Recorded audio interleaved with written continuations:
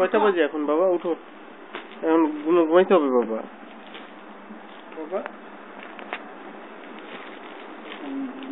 সোমা, কত বাজে এখন? রাত্র 1টা হয়ে গেছে।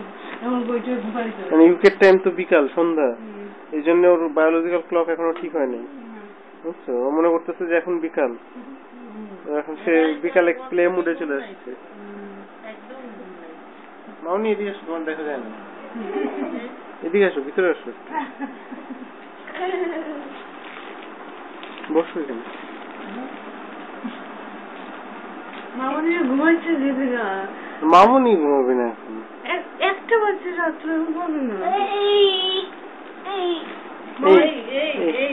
এই বাবা কি যে করতেছো বাবা? এই বাবা, পাপি ঘুমাবে না বাবা?